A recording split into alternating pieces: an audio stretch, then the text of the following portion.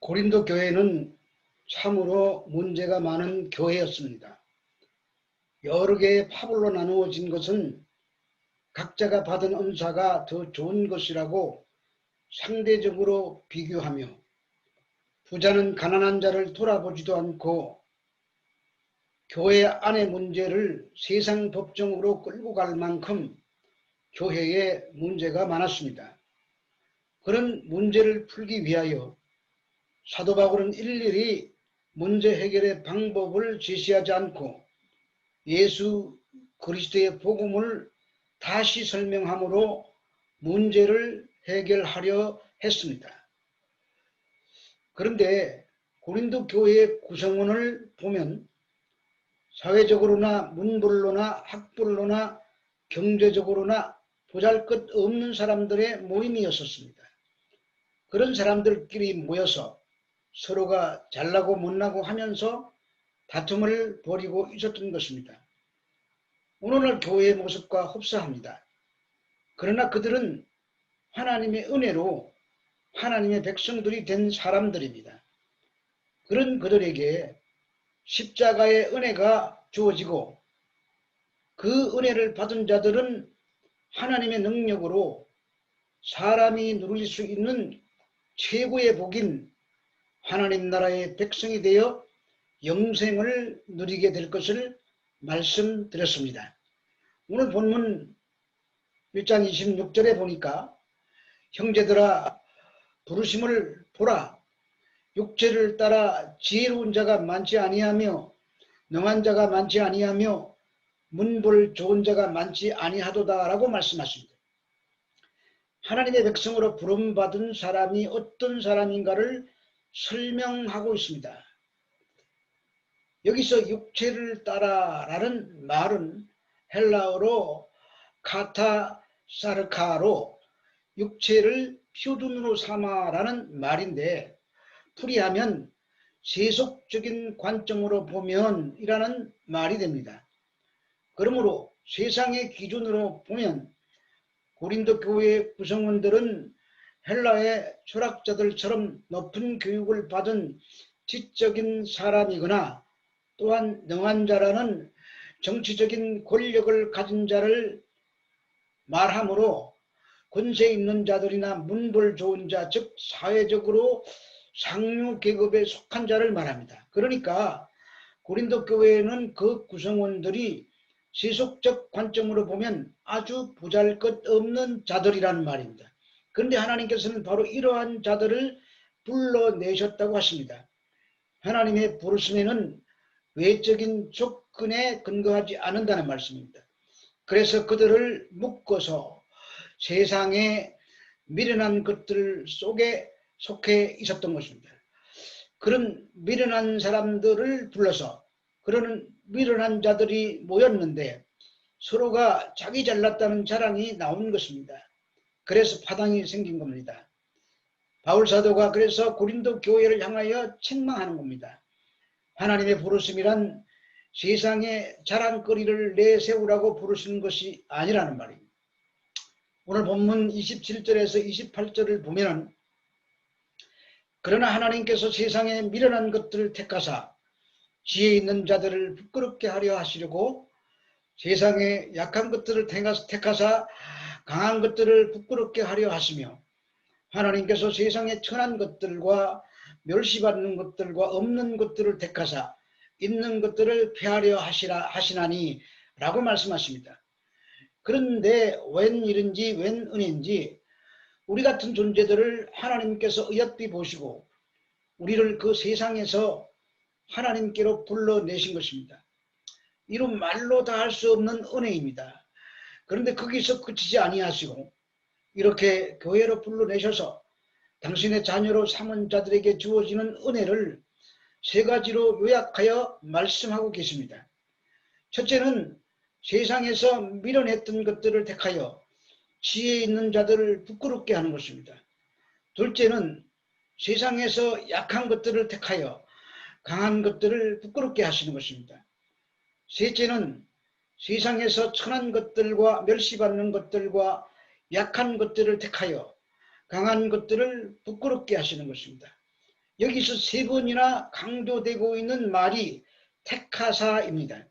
이는 헬라어로 에클레카토인데 그 뜻을 뽑아내다, 선택하다라는 의미이지만 원형인 에크레고의 부정과거 중간대로 누구의 간섭도 받지 않고 하나님 혼자서 스스로 선택했다는 의미를 품고 있습니다. 그 말이 반복되며 특별한 목적을 위하여 선택하셨다는 것을 강조하고 있습니다. 그 특별한 목적이 앞에서 제시한 세 가지입니다. 여기에서 중요한 단어가 부끄럽게 하심과 폐하심입니다. 이 두 단어는 세속적인 지혜나 강한 것들이 그들이 추구하는 목적지에 도달하지 못할 것이고 결국은 실패할 것이라는 말입니다. 하나님을 떠난 인간 세상의 자랑거리라는 것을 전부 폐하여 버리시는 것이 십자가라는 말입니다. 사무엘상 2장 3절과 10절의 말씀을 보면은 심히 교만한 말을 다시 하지 말 것이며 오만한 말을 너희 입에서 내지 말지어다. 여호와는 지식의 하나님이시라 행동을 달아보시느니라. 또 여호와를 대적하는 자는 산산이 깨어질 것이라. 하늘에서 우레로 그들을 치시리로다.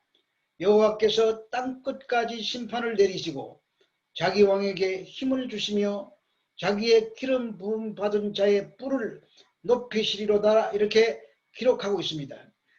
사무엘상 2장에 보면은 한나라는 여인은 아이를 낳지 못하는 여인이었습니다. 그런데 아이를 낳은 분인나가 한나를 대적하였습니다. 아이를 낳은 것으로 유세를 뜬 것입니다. 그래서 하나님께 기도하여 사무엘을 낳고 서원대로 성전에 바치고서는 이 노래를 한 것입니다. 세상에 자랑거리가 있다고 교만하고 오만하지 말라는 말입니다. 교만이란 여호와를 대적하는 것이기에 그런 자들을 땅끝까지 심판을 베푸시는데 자기 왕에게 힘을 주시면 자기의 기름 부은 자, 즉 메시아의 뿔을 높이실 것입니다. 이 한나의 노래와 같은 내용이 마리아의 노래에 들어있습니다. 성령으로 예수 그리스도를 잉태한 마리아가 노래한 내용이 누가복음 1장에서 이렇게 기록되고 있습니다. 그의 팔로 힘을 보이사 마음의 생각이 교만한 자들을 흩으셨고 권세 있는 자들을 그 위에 내리치셨으며 비천한 자를 높이셨고 줄이는 자를 좋은 것으로 배불리셨으며 부자는 빈손으로 보내셨도다 라고 기록하고 있습니다. 한나와 마리아의 노래 중에 공통점이 교만한 자들을 치신다는 것입니다. 권세 있는 자들을 치신다는 것입니다. 그 일을 예수 그리스도의 십자가로 하시는 것입니다. 그러므로 세상의 영광이나 힘이라는 것이 얼마나 인간을 교만케 하는 것인데 아직도 너희가 서로 잘났다고 자랑하는가 하는 이 꾸짖음입니다. 그러므로 너희의 부르심을 보라는 것입니다. 세상에 보잘것없는 자들을 부르신 것은 어느 누구도 자기 자랑을 못하게 하기 위함이라고 하는 것입니다. 그러므로 예수 믿는다는 것은 지혜로운 자가 되고 강한 자가 되고 있는 자가 되는 것이 아니라 자기가 미련하고 약하고 천하고 멸시받고 없는 자라는 것을 아는 것입니다. 그것이 은혜로 받는 지혜입니다. 예수님을 처음 믿을 때에는 못난 사람이지만 세월이 갈수록 점점 멋있고 위대해지는 것이 아니라 죽을 때까지 주님을 믿어야 할 만큼 못난 사람임을 아는 것입니다. 그렇게 무능하고 희망이 없으니까 창조주이신 하나님이 대신 십자가를 지고 죽어주신 것입니다. 마태복음 20장 27절에서 28절에 보니까 너희 중에 누구든지 어뜸이 되고자 하는 자는 너희의 종이 되어야 하리라. 인자가 온 것은 섬김을 받으려 함이 아니라 도리어 섬기려 하고 자기의 목숨을 많은 사람의 대속물로 주려 함이라고 기록하고 있습니다. 우리가 예수 믿는다는 것은 예수님께서 대속하심을 믿는 것입니다. 그 대속이란 십자가에서 살을 찢으시고 피를 흘리심으로 대속하신 것입니다. 그 예수 그리스도의 십자가만이 구원의 능력이 되는 것입니다. 그런데 이 십자가는 표적을 구하는 유대인들에게는 거리끼는 것이고 지혜를 구하는 헬라인들에게는 미련하게 보이는 것입니다. 그러므로 십자가란 표적도 지혜도 아닌 것입니다. 미련하고 어리석어 보이는 것입니다. 실패요, 연약이요, 천대받는 자리인 것입니다. 그러나 구원 얻은 자들에게는 그 십자가가 하나님의 지혜요, 능력인 것을 믿는 것입니다. 그렇게 믿는다면 그 자리에서 당장 종의 자리로 내려가야 하는 것입니다. 우리 주님께서는 어뜸이 되고자 이 세상에 오신 분이 아니십니다. 섬기기 위해서 오셨습니다. 그것도 당신의 몸을 대속물로 십자가에 달아 내어주는 섬김입니다. 누구도 흉내낼 수 없는 자신의 희생을 통하여 죄 많은 자기 백성들을 섬기셨습니다. 그것은 오직 십자가의 능력입니다. 오늘 본문 29절에 그렇게 하신 이유는 이는 아무 육체도 하나님 앞에서 자랑하지 못하게 하려 하심이라고 기록하고 있습니다. 아무 육체라도 하나님 앞에서 자랑하지 못하도록 하시기 위함입니다. 인간은 자기 자랑하는 재미로 살아갑니다. 자기에게 자랑거리가 없으면 사돈의 팔촌까지라도 끌어들여서 자기는 괜찮은 사람이라고 과시하고 싶은 것입니다. 그러기 위해서 또 남을 깎아내리기도 서슴없이 합니다. 그 자기 자랑은 어디까지 가야 만족을 하겠습니까? 신의 자리까지 가야 되는 것입니다. 어느 누구도 감히 따라올 수 없는 경지에 이르고자 하는 것입니다. 그것이 바로 아담이 받았던 너도 하나님처럼 되리라는 유혹인 것입니다. 그러므로 아담 이후에 어느 인간도 이 유혹에서 벗어날 인간은 없습니다. 교회에 와서도 사람들은 자기 자랑거리 찾기에 바쁜 것입니다. 우리 교회는 미련한 것들, 약한 것들, 천한 것들, 멸시받는 것들만 모여 있는 곳입니다. 그러나 예수 그리스도로 인하여 만족합니다. 그것이 은혜로 받은 지혜입니다. 마태복음 11장 25절에서 27절에 보니까 그때에 예수께서 대답하여 이르시되 천지의 주제이신 하나님 아버지시여 이것을 지혜롭고 슬기 있는 자들에게는 숨기시고 어린아이들에게 나타내심을 감사하나이다. 옳소이다. 이렇게 된 것이 아버지의 뜻이니이다. 내 아버지께서 모든 것을 내게 주셨으니 아버지 외에는 아들을 아는 자가 없고 아들의 소원대로 계시를 받은 자 외에는 아버지를 아는 자가 없느니라. 이렇게 기록하고 있습니다.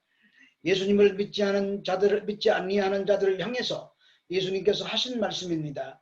지혜롭고 슬기로운 자들에게는 숨기시고 어린아이들에게 나타내심을 감사한다고 하십니다. 이렇게 되는 것이 아버지의 뜻입니다. 세상의 슬기와 지혜를 다 폐하시는 것입니다. 오직 아버지와 아들의 소원대로 계시를 받은 자만 아버지를 알고 아버지의 뜻을 아는 것입니다.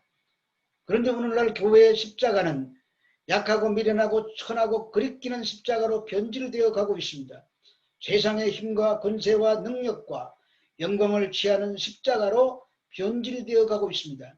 교회 역사를 보면 핍박받는 기독교가 이제 굴림하는 기독교로 바뀌면서 십자가는 힘의 상징이 되어버렸습니다. 5세기에 로마가 기독교를 공인하고 국교로 인정하면서 기독교가 권세를 부리기 시작한 것입니다. 그러한 가운데 중세 천년의 세월 속에 교회의 능력은 세속의 권세나 인간의 선행이 아니라 오직 십자가에 못 박히신 예수 그리스도라고 종교 개혁을 하였지만 오늘날의 교회는 또다시 세상의 힘을 과시하고자 하는 것입니다.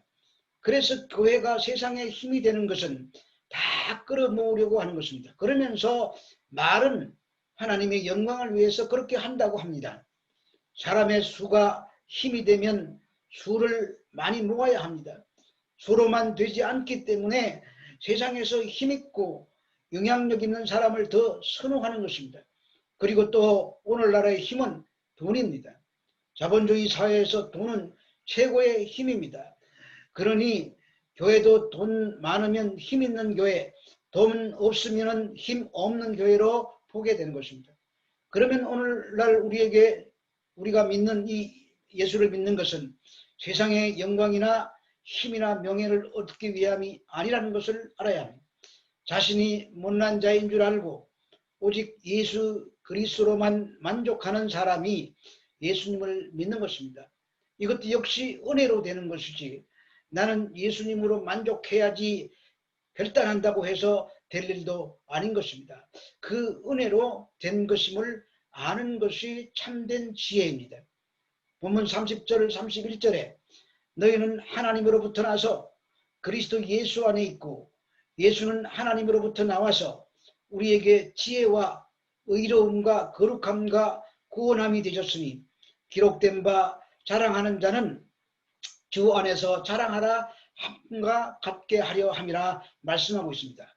우리가 하나님께로 나서 예수 그리스도 안에 있는 자라면 이것이 믿어지는 자들인데 이들이 만족하는 것은 예수 그리스도는 우리의 지혜와 의로움과 거룩함과 구속함이 되는 것을 아는 것으로 만족하는 것입니다. 즉 세상 사람들이 미련하고 어리석게 보는 그 예수 그리스도의 십자가가 믿는 자에게 참된 지혜가 되는 것입니다. 우리는 어리석지만 예수님이 우리의 지혜가 되시기 때문입니다. 우리는 의롭지 않지만 예수님이 우리의 의가 되시기 때문입니다. 우리는 거룩하지 않지만 예수님이 우리의 거룩함이 되시기 때문입니다. 우리의 그 어떤 노력과 선행도 구원에 이를 수 없게 되지만 예수 그리스도가 우리의 구속이 되는 것입니다. 그러므로 자랑하는 자는 예수 그리스도만 자랑할 뿐입니다. 그것이 은혜로 주어지는 참된 지혜인 것입니다.